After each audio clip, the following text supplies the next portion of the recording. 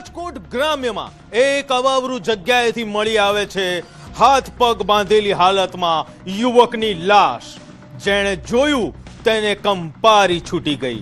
પણ માત્ર ગણતરીની કલાકોમાં આ મિસ્ટ્રી પરથી પડદો ઉઠ્યો અને જે સત્ય સામે આવ્યું તે હેબતાવી દેનારું હતું.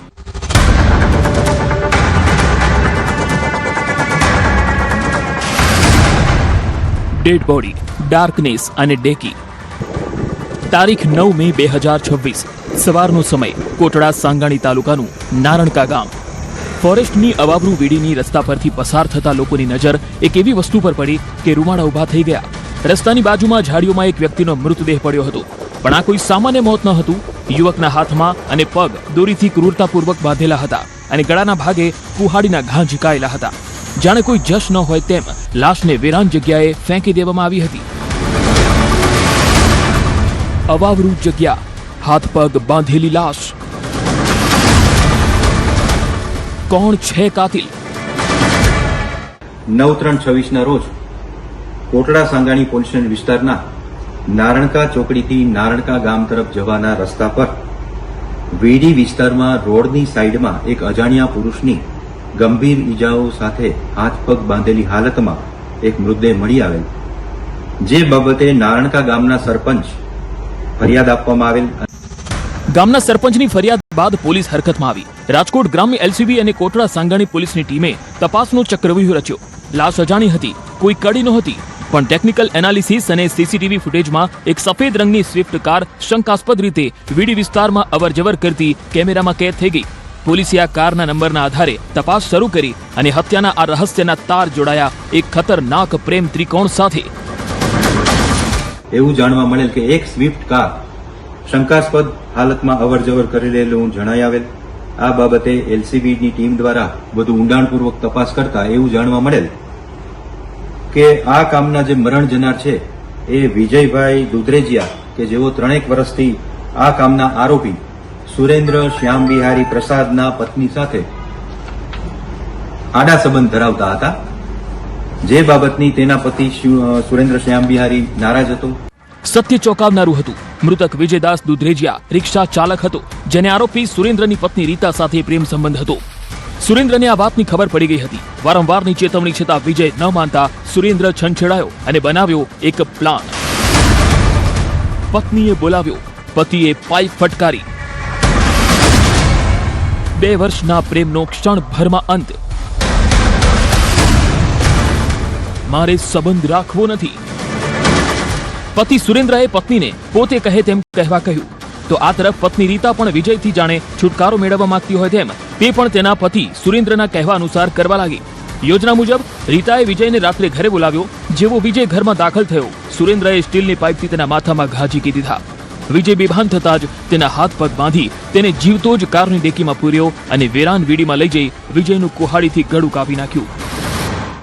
અને આરોપી અને એની પત્નીને આ બાબતે ન ગમતા તારીખ 9/5 રાત્રિના ભોગ બનનાર વિજય દુધરેજિયાને પોતાના ઘરે બોલાવેલ અને માથાના ભાગે પોતાના ઘરે જ એક લોખંડના પાઇપથી ફટકો મારી ગંભીર ઈજાઓ કરી તેના હાથ પગ બાંધી પોતાની સ્વિફ્ટ કારની ડેકીમાં નાખી અને મરણ જનારને નારણકા ચોકડીથી નારણકા ગામ તરફ જવાના રસ્તે ફોરેસ્ટની વીડીમાં નીચે ફેંકી ગળાના ભાગે કુહાડીનો જોરદાર ઘા મારેલ.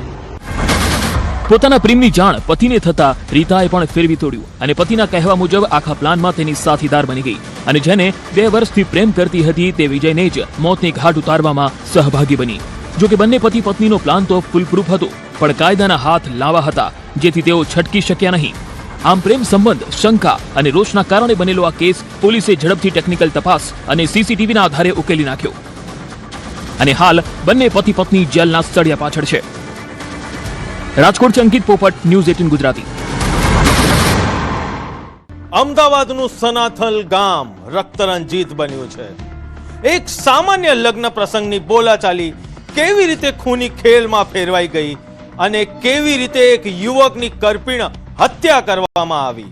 જુઓ આ રૂવાડા ઉભા કરી દેતો અહેવાલ.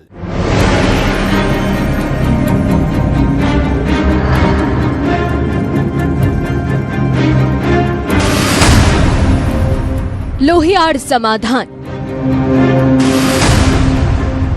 સમાધાન કે ડેથ ટ્રેપ? લોહીથી લથપથ આ ઓસરી, બારીના તૂટેલા કાચ અને આખા ગામમાં ફેલાયેલો આ પોલીસનો કાફલો. આ કોઈ યુદ્ધનું મેદાન નથી, પણ સાણંદના સનાથલ ગામનો એ ઠાકોરવાસ છે, જે રાત્રિના અંધકારમાં મૈત્રીના નામે મરણતોલ ખેલ ખેલાયો. જેની સાથે મિત્રતા હતી, જેની સાથે સમાધાનની આશા હતી, એ જ ઘર દેવેન્દ્રસિંહ માટે ડેથ ટ્રેપ સાબિત થયું. છે સનાથલ ગામ ખાતે રહેતા દેવેન્દ્રસિંહ ચૌહાણ અને સનાથલ ગામમાં જ રહેતા ચેહર ઠાકોર અને ભરત ઠાકોર, તેની સાથે તેમને સાતેજ ગામ ખાતે બોલાચાલી થયેલી હતી. અને ત્યારબાદ સાંજના સમયે ચેહર ઠાકોર છે તેણે દેવેન્દ્રસિંહ ચૌહાણને તે બોલાચાલી બાબતે સમાધાન કરવા માટે બોલાવેલ હતા. અને દેવેન્દ્રસિંહ ચૌહાણ જે છે તેની સાથે તેના અન્ય 3 મિત્રોને લઈને સવારે જે બોલાચાલી થઈ હતી તે બાબતે સમાધાન કરવા ભરત ઠાકોરના ઘરે ગયેલ હતા. માત્ર લિફ્ટ માટે લોહી વહ્યું. વિવાદનું કારણ જાણીને તમે પણ ચોંકી જશો. લગ્ન પ્રસંગમાં ગયેલા દેવેન્દ્રસિંહે માત્ર એટલું જ કહ્યું હતું કે ભાઈ, મને મારી ગાડી સુધી મૂકી જા. ગરમીના કારણે માંગેલી એક લિફ્ટ ભરત ઠાકોરને એવી તો ખૂંચી કે વાત ગાળાગાળી સુધી પહોંચી ગઈ. સાંતેજ ગામમાં શરૂ થયેલી આ નાનકડી ચિંગારી સનાથલ પહોંચતા સુધીમાં ભયાનક જ્વાળા બની ચૂકી હતી. દેવેન્દ્રસિંહના મિત્ર ચેહર ઠાકોરે ફોન કર્યો, ચાલ ભાઈ સમાધાન કરી લઈએ. દેવેન્દ્રને ખબર ન હતી કે આ ફોન સમાધાન માટે નહીં, પણ તેના મૃત્યુના વોરંટ માટે હતો. આ ઘરે ગયા એ વખતે ચેહર ઠાકોર, તેના ભાઈ ભરત ઠાકોર, બંનેની પત્ની અને તેમના પિતા જે છે બાબુ ઠાકોર, આ પાંચેય એકસમ થઈને દેવેન્દ્ર ચૌહાણને શરીરના અલગ અલગ ભાગે છરીના ઘા મારીને હત્યા નિપજાવેલ છે.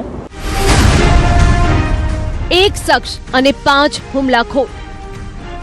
સમાધાનની વાતો ચાલતી હતી અને અચાનક વાતાવરણ ગરમાયું. દેવેન્દ્રસિંહ કંઈ સમજે એ પહેલા જ ચેહર અને ભરતે તેને નીચે પાડી દીધો. ચેહર તેના શરીર પર બેસી ગયો અને છરીના ઘા ઝીંકવાનું શરૂ કર્યું. પિતા બાબુ ઠાકોર અને ઘરની બંને પુત્રવધુઓ પણ આ લોહિયાળ ખેલમાં જોડાઈ. દેવેન્દ્રસિંહના મિત્રોએ વચ્ચે પડવાની કોશિશ કરી, પણ હુમલાખોરોએ તેમને પણ ન છોડ્યા. જે રૂમમાં સમાધાન થવાનું હતું તે રૂમ દેવેન્દ્રની ચીસોથી ગુંજી ઉઠ્યો. જ્યારે દેવેન્દ્ર અને તેના મિત્રો ત્યાં સમાધાન માટે ગયેલા તે વખતે તેને બોલાચાલી વધારે ઉગ્ર થયેલી અને સમાધાન ન થતાં તે ઘરમાં જે છરી પડી હતી તે હાથમાં લઈને ચેહર, તેના પિતા, તેના ભાઈ અને તે બંનેના પત્ની, આ 5 જણાએ તેના ઉપર હુમલો કરેલો અને શરીરના અલગ અલગ ભાગે ઘા કરીને તેની હત્યા નિપજાવેલ છે. પિતા પુત્ર જેલના સળિયા પાછળ. ઘટના બાદ ગામમાં સન્નાટો પ્રસરી ગયો છે. પોલીસે ગણતરીના કલાકોમાં જ પિતા બાબુ ઠાકોર અને પુત્ર ચેહરની ધરપકડ કરી લીધી છે. પણ મુખ્ય આરોપી ભરત અને બંને મહિલાઓ હજુ ફરાર છે. એક લિફ્ટની ના, એક સામાન્ય બોલાચાલી અને અંતે એક જુવાન જોત દીકરાની લાશ. સનાથલના કિસ્સાએ ફરી સાબિત કર્યું છે કે ક્યારેક સમાધાન પાછળ પણ ખૂની ઈરાદાઓ છુપાયેલા હોય છે. મૃતક છે તેને અગાઉ તેના ઉપર એક હત્યાનો ગુનો નોંધવામાં આવેલ છે અને જે આરોપી છે ચેહર ઠાકોર અને તેના પિતા જે છે બાબુ ઠાકોર, તેના ઉપર અગાઉ મારામારીના ગુના દાખલ. આ તરફ ભરત અને તેની પત્ની તથા ચેહરની પત્નીને પકડવા માટે પોલીસે ચક્રો ગતિમાન કર્યા છે. પણ પિતા પુત્રની આ જોડીએ જે કૃત્ય કર્યું છે તેને માનવતાને પણ શરમાવી દીધી છે. અમદાવાદથી નવીન ઝા, ન્યૂઝ 18 ગુજરાતી. અમદાવાદના સરદારનગરમાં એકલવાયુ જીવન જીવતા વૃદ્ધાની કરુણ હત્યા અને લૂંટના મામલે આખરે માસ્ટર માઇન્ડ પોલીસ સકંજામાં આવ્યો છે. જોઈએ લોભમાં કેવી રીતે આ હેવાનોએ માનવતાને નેવે મૂકી ખેલ્યો હતો આ ખતરનાક ખેલ.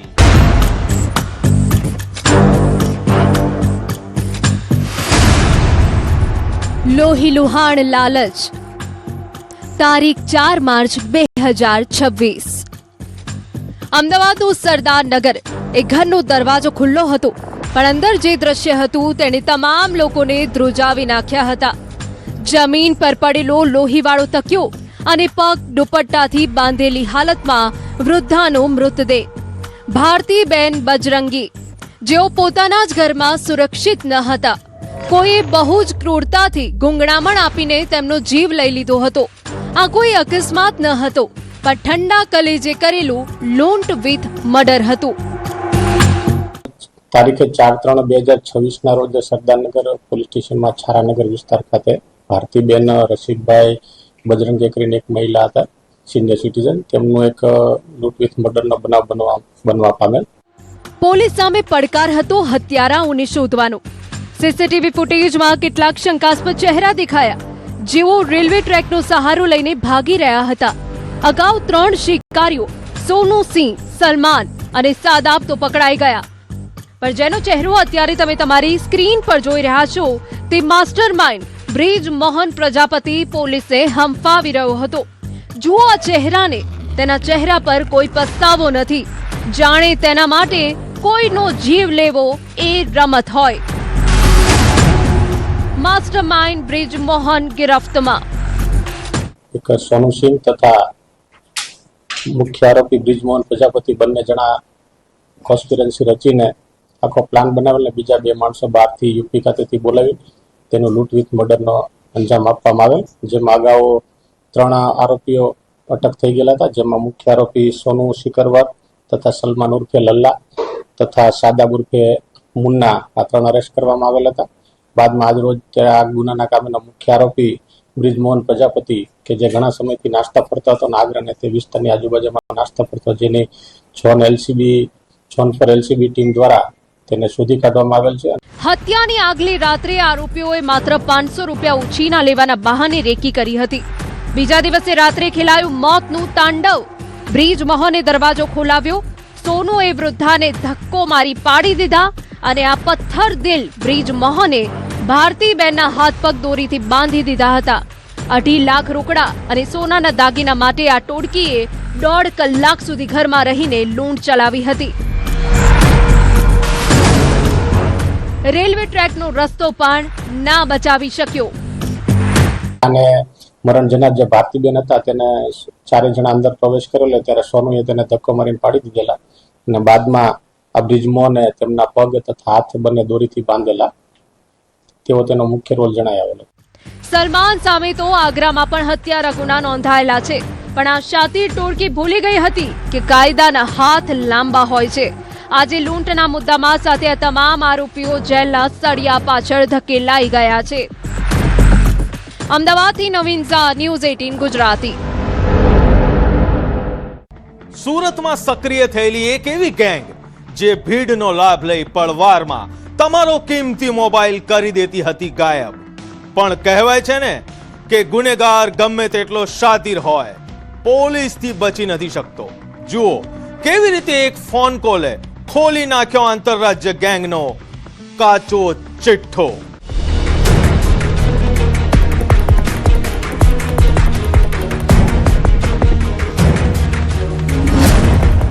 મોબાઈલ માફિયાઓ ગિરફ્તમાં. મોબાઈલની આ હારમાળા જુઓ. આ કોઈ શોરૂમ નથી, પરંતુ સુરત પોલીસની સક્રિયતાથી પકડાયેલો પાપનો પટારો છે. સુરતના લિંબાયતમાં એક એવા રેકેટનો પર્દાફાશ થયો છે જેણે માત્ર 1.5 મહિનામાં સુરતીઓના શ્વાસ અદ્ધર કરી દીધા હતા. આંતરરાજ્ય ગેંગના 2 સાગરીતો હવે પોલીસના સકંજામાં છે અને ટેબલ પર રાખેલા આ 110 મોબાઈલ તેમની ગુનાખોરીની સાક્ષી પૂરી રહ્યા છે. 110 મોબાઈલ જપ્ત, 30.54 લાખનો મુદ્દામાલ. ટોટલ 110 મોબાઈલ જે છે રિકવર કર્યા છે. જે વિગત છે એવી ધ્યાને આવી છે કે 100 નંબરમાં કોલ કરવાવાળા માણસે એમ કીધું હતું કે અમારા મકાનની અંદર કોઈ વ્યક્તિ તાળો તોડીને પોતાનો તાળો મારીને અંદર ઘૂસી ગયા છે.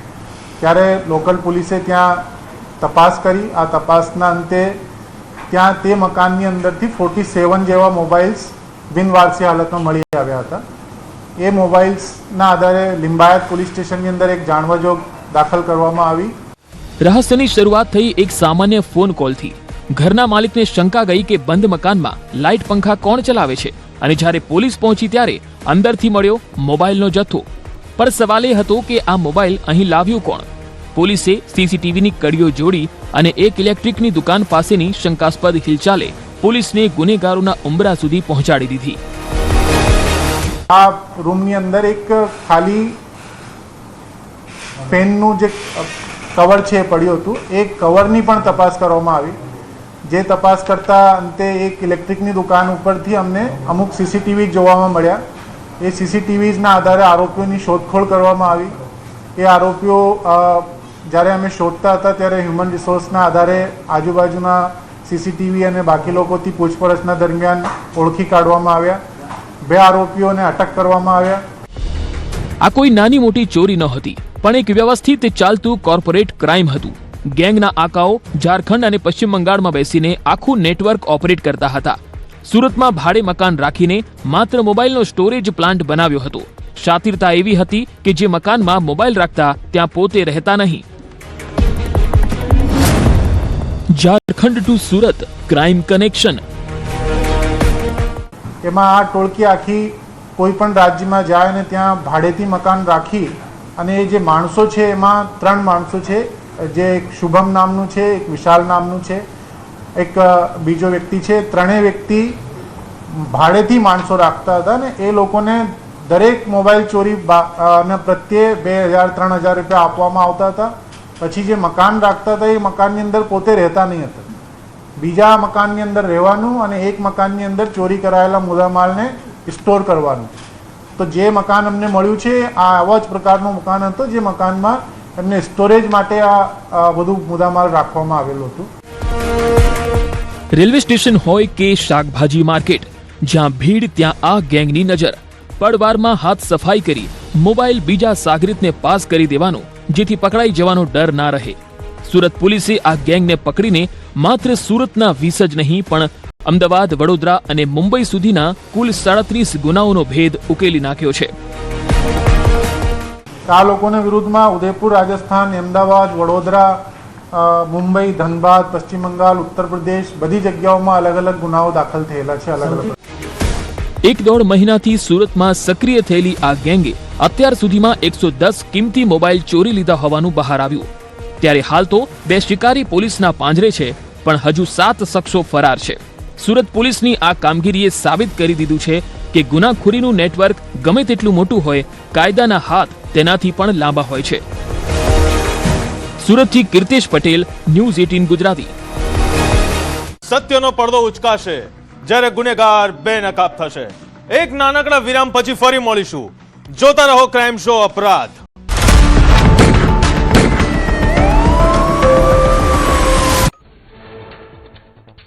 રાજ્યમાં પડશે કાળઝાળ ગરમી. હવામાન વિભાગે હીટવેવની આગાહી કરી. કચ્છ, સુરેન્દ્રનગરમાં અપાયું ઓરેન્જ એલર્ટ. 41 થી 45 ડિગ્રી રહેશે તાપમાન.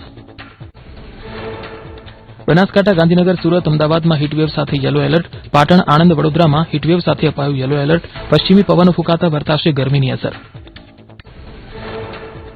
રાજ્યમાં 15 મે સુધી આકરી ગરમી પડવાની હવામાન વિભાગની આગાહી. ઉત્તર મધ્ય ગુજરાત, સૌરાષ્ટ્ર અને કચ્છના કેટલાક વિસ્તારોમાં તાપમાન 44 થી 45 ડિગ્રી સુધી પહોંચી શકે. હવામાન નિષ્ણાત અંબાલાલ પટેલની આગાહી. દરિયાકાંઠાના વિસ્તારોમાં વધશે ઉકળાટ. 15 મે બાદ ગરમીમાં ઘટાડો થવાની શક્યતા. 18 થી 23 મે દરમિયાન થઈ શકે પ્રી મોન્સૂન વરસાદ.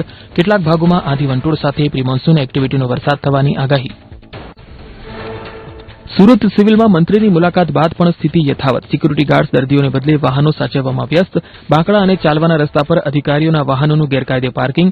દર્દીઓને હાલાકી છતાં સિક્યુરિટી મૌન. અમદાવાદના શાહીબાગમાં એએમસીની મોટી કાર્યવાહી. કેચપીટમાં ફૂડ વેસ્ટ નાખનાર દુકાન સીલ. નમસ્કાર સર્કલ પાસે પ્રી મોન્સૂન કામગીરી દરમિયાન ઝડપાઈ ગેરરીતિ. વરસાદી પાણીના નિકાલમાં સર્જાતો હતો અવરોધ. સોલિડ વેસ્ટ વિભાગે કરી સીલિંગની કામગીરી.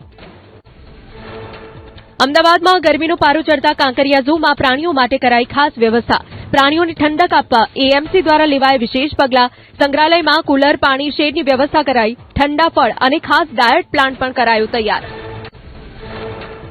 ઉનાળુ વેકેશનમાં સોમવારે પણ પ્રવાસીઓથી ઉભરાયું કાંકરિયા પ્રાણી સંગ્રહાલય. 3,233 થી વધુ પ્રવાસીઓએ ઝૂની મુલાકાત લેતા 73,000 થી વધુની આવક નોંધાઈ. સોમવારે કાંકરિયાના બાલવાટિકા ઝૂ અને બટરફ્લાય પાર્કની 1,40,000 થી વધુની આવક. સુરતમાં મતગણતરી દરમિયાન કોંગ્રેસ ઉમેદવાર સાથે મારામારીનો વિરોધ. રાજસ્થાની સમાજ અને કોંગ્રેસના કાર્યકરો ઉતર્યા રસ્તા પર. વનિતા વિશ્રામ ગ્રાઉન્ડથી પોલીસ કમિશનર કચેરી સુધી રેલી યોજી આરોપીઓ સામે કડક કાર્યવાહીની માંગ. વડોદરાના લાલબાગ બ્રિજ પાસે આવેલ રોયલ મેળામાં બાઉન્સરોનો આતંક. બાઉન્સરે મુલાકાતીઓ પર વરસાવ્યા દંડા. મેળામાં મારામારી થતા લોકોમાં સર્જાઈ અફરાતફરી. રાવપુરા પોલીસ મથકે નોંધાઈ ફરિયાદ. જામનગરના જીજી હોસ્પિટલ રોડ પર લુખ્ખા તત્વોનો આતંક. લાકડીઓથી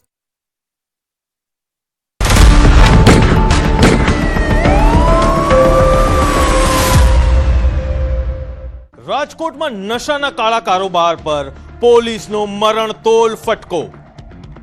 ટ્રકની આડમાં ઓડિશાથી લાવવામાં આવતો હતો લાખોનો ગાંજો.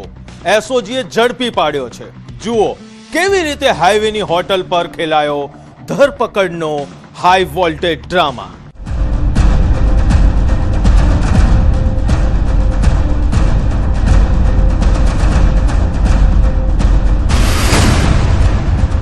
હાઈવે પર નશાનો શિકાર. સફેદ સલ્ફરની આડમાં ચાલતો ગાંજાનો કારોબાર. આ એ જ ટ્રક છે જે ઓડિશાના અંતરિયાળ ગામોથી વાયા વડોદરા થઈને સૌરાષ્ટ્રના યુવાધનને નશાના ભવરમાં ધકેલવાની પેરવી કરવામાં આવી રહી હતી. પણ રાજકોટ ગ્રામ્ય એસઓજીની બાજ નજરથી આ મોતનો સામાન બચી શક્યો નહીં. 1.5 કરોડથી વધુની કિંમતનો 108 કિલો ગાંજો આજે પોલીસના કબજામાં છે. ઓડિશા ટુ સૌરાષ્ટ્ર નશાનું નેટવર્ક ધ્વસ્ત. એક ટ્રકમાં ગાંજાનો મોટો જથ્થો આવી રહ્યો છે બોટાદ બાજુથી. તો આ ટ્રકને રોકવામાં આવ્યો અને આ ટ્રકમાં 3 માણસો હાજર હતા. કાદર શાહ ઉર્ફે કાદર બાપુ, રહેવાસી કાલાવાડ જામનગર, નરેશ ઉર્ફે હરી, રહેવાસી રાજપરા બોટાદ, અને રાજુભાઈ ઈશ્વરભાઈ ચૌહાણ, રહેવાસી રાજપરા બોટાદ. 6 મેની એ રાત શિવરાજપુર ગામ પાસેની જય વિહળનાથ હોટલ. એસઓજીની ટીમે જ્યારે ટ્રકની તલાશી લીધી ત્યારે ડ્રાઈવર સીટની પાછળથી લીલા કલરના કોથળાઓ મળી આવ્યા. પોલીસને ચકમો આપવા આરોપીઓએ સલ્ફર ખાલી કર્યા બાદ ખાલી ટ્રકમાં આ જથ્થો છુપાવ્યો હતો. આ લોકો એટલા શાતિર હતા કે હાઈવેને બદલે ગ્રામ્ય વિસ્તારના નાના રસ્તાઓનો ઉપયોગ કરતા હતા. આ ગાંજો એ લોકો ઓડિશાથી લઈને આવ્યા હતા અને ઓડિશા લેવા માટે કાદર શાહ ઉર્ફે કાદર બાપુ અને નરેશભાઈ ઉર્ફે હરી એ બંને લોકો ગયા હતા.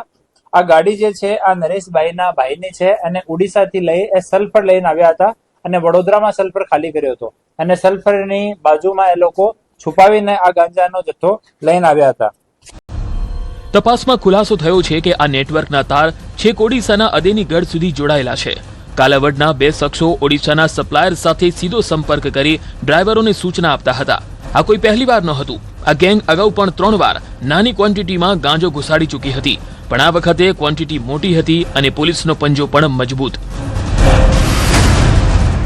84.23 લાખનો મુદ્દામાલ. 3 આરોપી જેલના સળિયા પાછળ. જો જથ્થો મંગાવનાર છે એ લોકો મોહમ્મદ રફીક, અશરફભાઈ લોધી, રહેવાસી કાલાવાડ, અબ્દુલ લતીફ ઓસ્માનભાઈ સમા, રહેવાસી કાલાવાડ, એ બંને મંગાવનાર છે. અને ઓડિશાથી મોકલનાર અલેખાસ અને વિષ્ણુ વહેરા, અદેનીગઢ, પૂર્ણા કટક, ઓડિશાનો રહેવાસી છે. એ લોકો જે કાલાવાડના લોકો છે મોહમ્મદ રફીક અને અબ્દુલ લતીફ, એ બંને ડાયરેક્ટ ત્યાં ઓડિશામાં કોન્ટેક્ટ કરતા હતા અને એ જ ઇન્સ્ટ્રક્શન આપતા હતા ગાડીના ડ્રાઈવરને કે તમારે અહીંયા જવાનું, અહીંયાથી સામાન લઈ આવવાનું. હાલ તો રાજુ ચૌહાણ, કાદર શાહ ઉર્ફે કાદર બાપુ શેખ અને નરેશ ઉર્ફે હરી લીંબડિયા પોલીસની મહેમાન ગતિ માણી રહ્યા છે. પણ કાલાવડના 2 સૂત્રધારો અને ઓડિશાનો સપ્લાયર હજુ ફરાર છે. જસદણ પોલીસ સ્ટેશનમાં એનડીપીએસ હેઠળ ગુનો નોંધી પોલીસે હવે આ ફરાર ત્રિપુટીને ઝડપી પાડવા ચક્રો ગતિમાન કર્યા છે. રાજકોટ ગ્રામ્ય પોલીસની આ કાર્યવાહીએ નશાના સોદાગરોમાં ફફડાટ ફેલાવી દીધો છે. રાજકોટથી અંકિત પોપટ, ન્યૂઝ 18 ગુજરાતી. દેવભૂમિ દ્વારકાનો દરિયાકાંઠો ફરી એકવાર રક્ત રંજીત થતા બચ્યો છે. હર્ષદના દરિયાકાંઠેથી કરોડોની કિંમતનું બિનવારસી ચરસ ઝડપાતા સુરક્ષા એજન્સીઓ સતર્ક થઈ છે. જુઓ કેવી રીતે પાંડાના ચિત્રવાળા પેકેટોએ પોલીસના ઉડાવ્યા હોશ.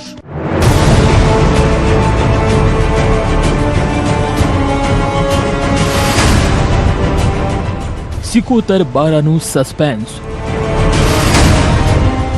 દરિયાકાંઠે મોતના પેકેટ.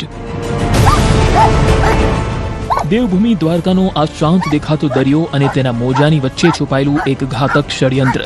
કલ્યાણપુર તાલુકાનું હર્ષદ ગામ, જ્યાં દરિયાની લહેરો કાંઠે કંઈક એવું લઈને આવી કે પોલીસના પણ હોશ ઉડી ગયા. રેતીના ઢગલા વચ્ચે બિનવારસી હાલતમાં પડેલા આ પેકેટ કોઈ સામાન્ય પાર્સલ ન હતા, પણ કરોડોની કિંમતનું નશો પીરસતું ચરસ હતું. સિકોતેર માતાના મંદિર પાસે સર્ચ ઓપરેશન. કલ્યાણપુર પોલીસ જ્યારે સિકોતેર માતાના મંદિર પાસે રૂટીન ફૂડ પેટ્રોલિંગમાં હતી, ત્યારે ફિલ્ટર પ્લાન્ટની પાછળ નજર પડી. પ્લાસ્ટિકમાં લપેટાયેલ શંકાસ્પદ પેકેટો જોઈને પોલીસને ગંધ આવી ગઈ હતી. તુરંત એસઓજી અને ડોગ સ્ક્વોડને બોલાવવામાં આવી. ખૂણે ખૂણો ફેંદી વળ્યા. બાદમાં એક નહીં, બે નહીં, પણ કુલ 4 પેકેટ મળી આવ્યા. દેવભૂમિ દ્વારકા જિલ્લાના કલ્યાણપુર પોલીસ સ્ટેશન ખાતે કલ્યાણપુર પોલીસ સ્ટેશનના દરિયા કિનારે જે સિકોતર બારા વિસ્તાર કહેવાય છે, તેના નજીક દરિયાકાંઠા વિસ્તારમાં 4 ચરસના પેકેટ મળેલા હતા, જેનું કુલ વજન 4.548 કિલોગ્રામ જેવું છે અને જેમની આંતરરાષ્ટ્રીય કિંમત 2 કરોડ ને 27 લાખ જેવી. અરબિયન પ્રો કનેક્શન. આ પેકેટ પર લખેલું હતું અરબિયન પ્રો અને ચિકો ડી ઓરો, સાથે જ પાંડાના ચિત્રો, જે સીધો ઇશારો કરતા હતા કે આ જથ્થો સરહદ પારથી આવ્યો છે. FSLની તપાસમાં પણ પુષ્ટિ થઈ છે કે આ ઉચ્ચ ગુણવત્તાનું ચરસ છે, જેની આંતરરાષ્ટ્રીય કિંમત પૂરા 2 કરોડ 27 લાખ રૂપિયા થાય છે. પણ સવાલ એ છે કે આ જથ્થો અહીં આવ્યો કેવી રીતે? કે દરિયામાં કોઈ એવા કારણોસર તરીને મુદ્દામાલ અહીંયા અમને મળી કરંટના કારણે કાંઠે આવી ગયેલો હોય. હવે આગળની તપાસ ચાલુ છે. મધદરિયે ડ્રગ્સ માફિયાની ચાલ. શું આ ડ્રગ્સ કોઈ મોટી હેરાફેરીનો હિસ્સો હતો? શું પકડાઈ જવાની બીકે કોઈ માફિયાએ આ માલ દરિયામાં ફેંકી દીધો હતો? પોલીસે હાલ NDPS એક્ટ હેઠળ ગુનો નોંધી તપાસ તેજ કરી છે. પણ સવાલ એ છે કે ગુજરાતનો દરિયાકાંઠો ક્યાં સુધી ડ્રગ્સ માફિયાઓ માટે આ રીતે સેફ પેસેજ બનતો રહેશે? દ્વારકાથી મુકુંદ મોકરિયા, ન્યૂઝ 18 ગુજરાતી.